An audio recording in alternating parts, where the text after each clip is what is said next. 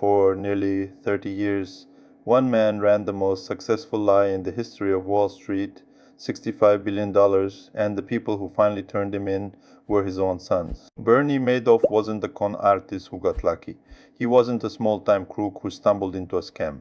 He was a former chairman of NASDAQ, a pillar of Wall Street, a philanthropist, a trusted name.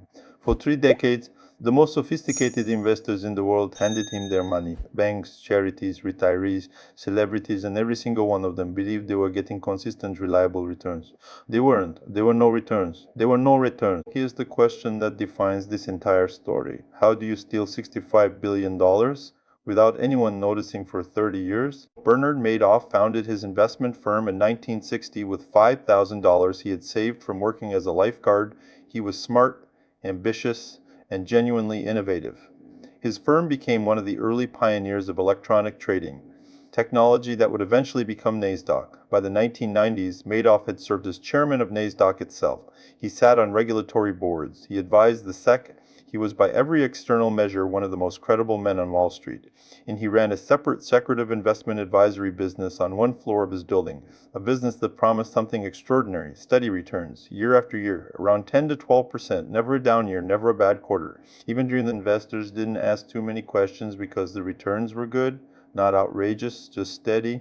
And steady is what made it believable. But here's what investors didn't know. There was no strategy, there was no trading, there was only one thing keeping the entire operation alive: new money. A Ponzi scheme works on one simple, devastating principle.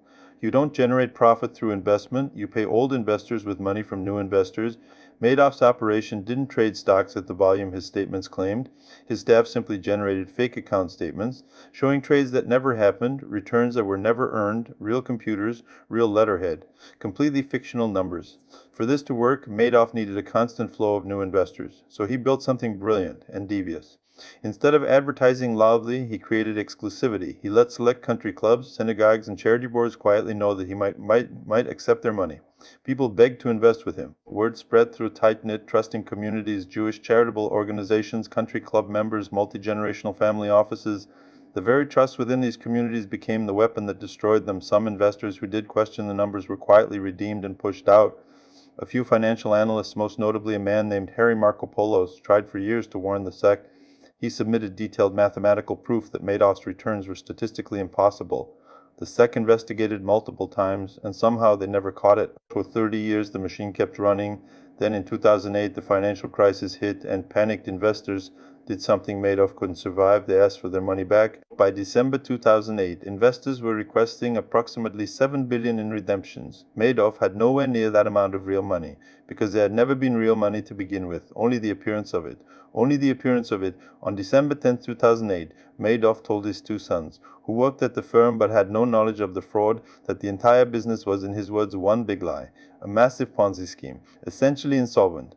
His sons were stunned, and the next day they reported their own father to federal authorities. On December 11, 2008, Bernie Madoff was arrested. When investigators finally calculated the damage, the numbers were almost incomprehensible. $65 billion in claimed account value, most of it completely fictional. Individual retirees who lost their life savings.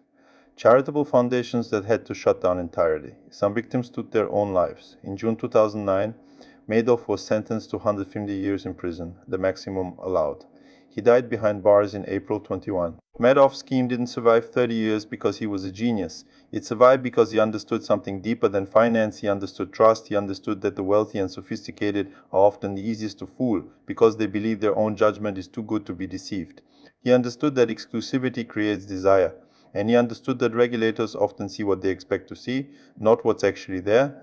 Every Ponzi scheme in history follows the same pattern that Madoff perfected. Steady, believable returns, a culture of exclusivity, and a constant flow of new money to pay off the old. It always works. Until it doesn't, subscribe to Empire Collecting Checks, because the next Madoff is already collecting checks.